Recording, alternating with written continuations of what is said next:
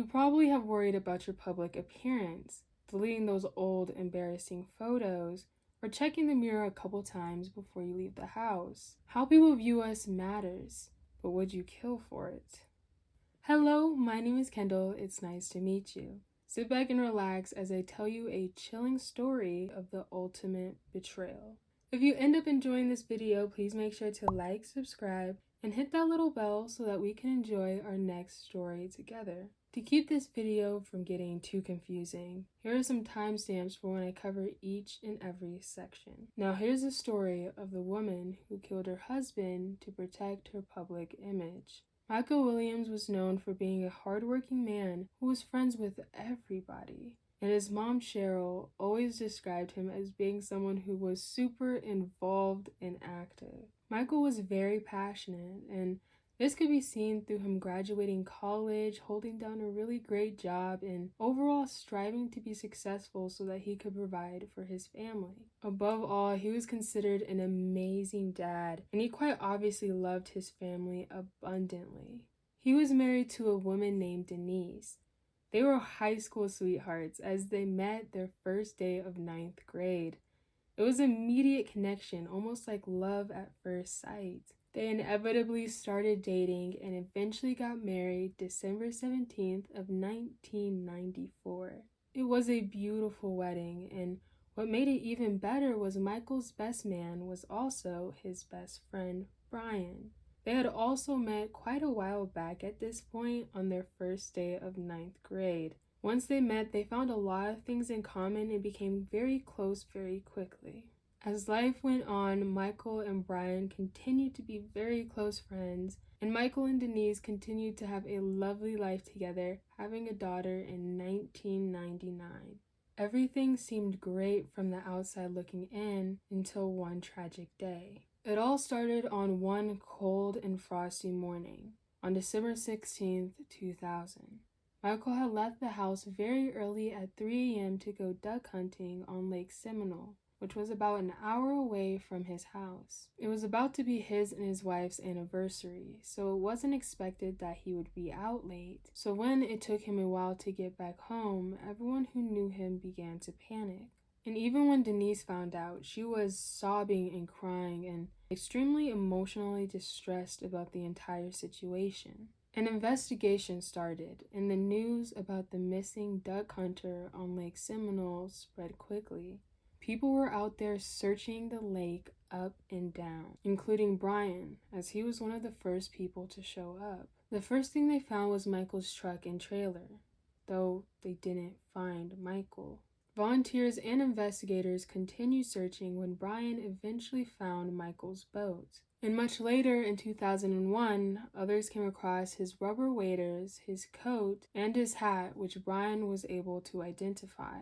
With all this evidence but no body, people assumed that Michael must have fallen into the lake and drowned. At the time, he was wearing rubber waders, which, when wearing, can cause you to sink to the bottom of a body of water. And along with this, when the boat was further inspected, they found that it didn't appear that Michael had been in the process of duck hunting at the time. The boat wasn't filled with mud and it wasn't very dirty, and when they opened the gas tank, they found that it was almost completely filled, as if it was barely driven, making the theory pretty reasonable.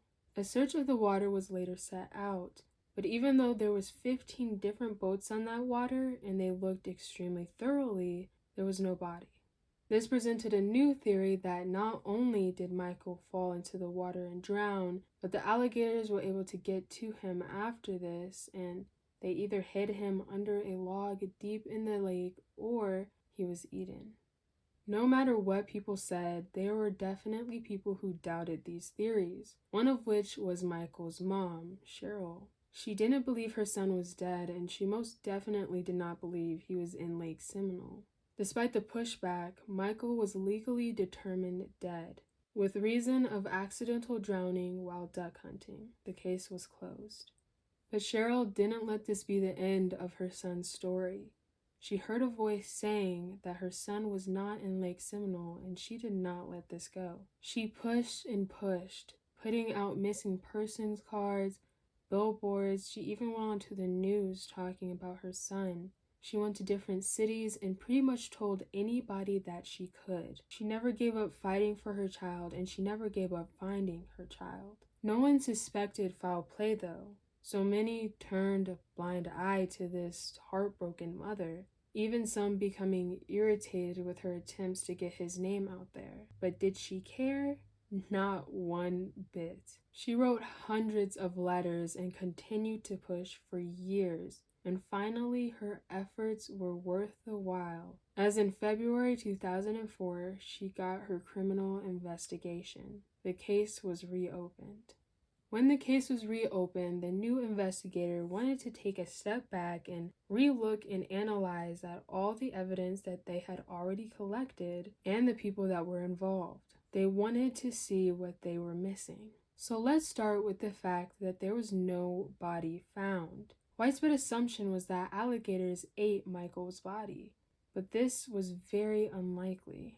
This is because alligators typically stop feeding when the weather is 75 degrees or below, and they become completely dormant when it's 55 or under, meaning it was too cold for them to have eaten Michael. The thought of him simply drowning was also questionable, because normally a body will float to the top of the water due to the fact that gases build up in the body during decomposition, and this never happened. Now going back to the original evidence. When Michael's rubber waders were found, they were fairly clean. They didn't have sludge, bite marks, or any sign of decay in or outside of them, which would be expected if they had initially been attached to his body or if they had been under the water for months, which they should have been according to these theories. It was as if they were almost planted there. And the same goes for the jacket as well. They also revisited a lot of the people who had been helping out with the case to begin with. For example, Brian. He had found the boat first, but there were tons of people searching the area very thoroughly, and he was the one who happened to find it. Along with this, the hat that they found in evidence, Brian was able to identify. This makes it very interesting that he was able to help with so many pieces of evidence. It seemed like he knew something that nobody else did. The plot thickens when investigators find that Michael had a $1 million life insurance policy that Brian happened to write for him only a couple months before his disappearance.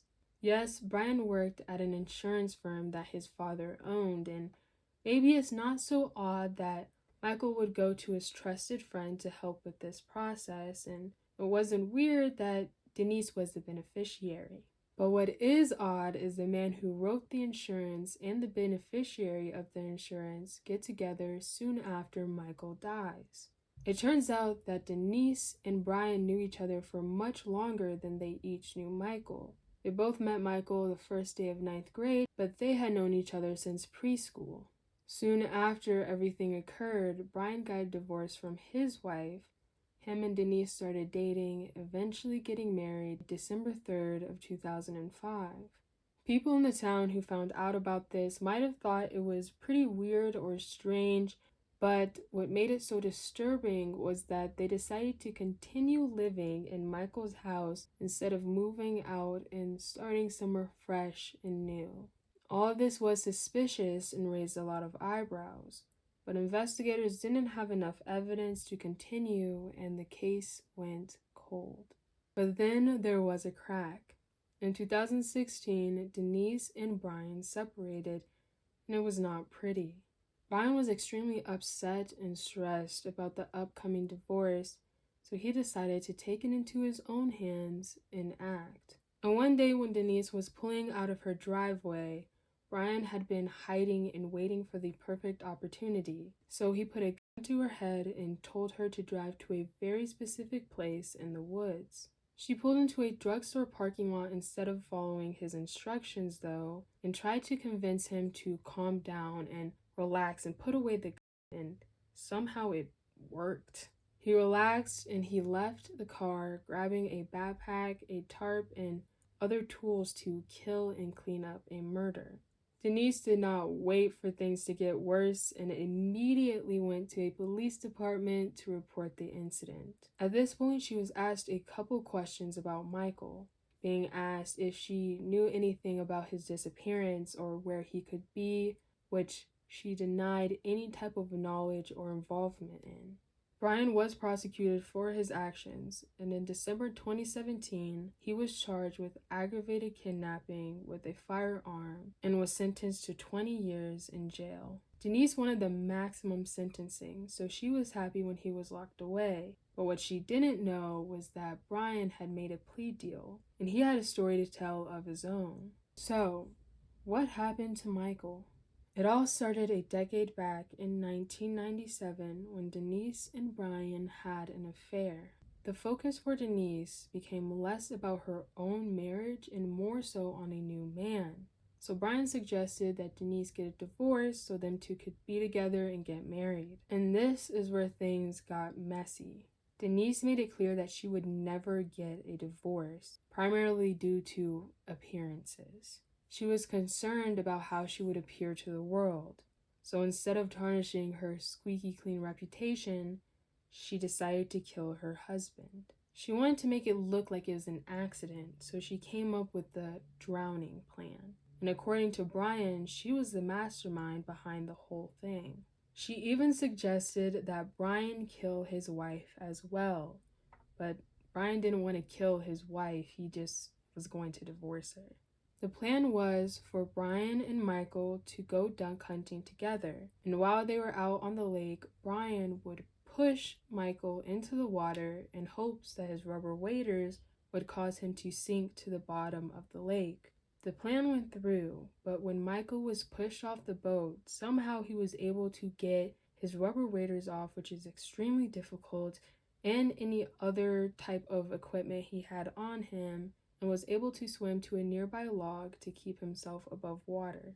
Brian claimed at this point he didn't know what to do, so he went around with the boat and shot Micheal, inevitably killing him. He then took the body and put it in the back of his truck, where he then eventually buried it around 50 miles away from where everyone was looking. His body was eventually recovered, and they saw that Micheal was still wearing his wedding ring when he was buried. His mom was the reason that the truth came out about what happened to her son, and she was also the one that was heartbroken when she found out her son was only buried 5 miles away from her home. Denise was arrested and charged with conspiracy to commit a murder and first-degree murder. In December 2018, she was convicted of both charges, but later on, the first-degree murder was overturned due to the fact of lack of evidence. So now she will be serving 30 years in jail. His mom was the reason his case was solved. She's proof that mother's love never fails. I hope you enjoyed today's video. Please make sure to take care of yourself and be careful who you trust. And I will see you in the next one. Bye!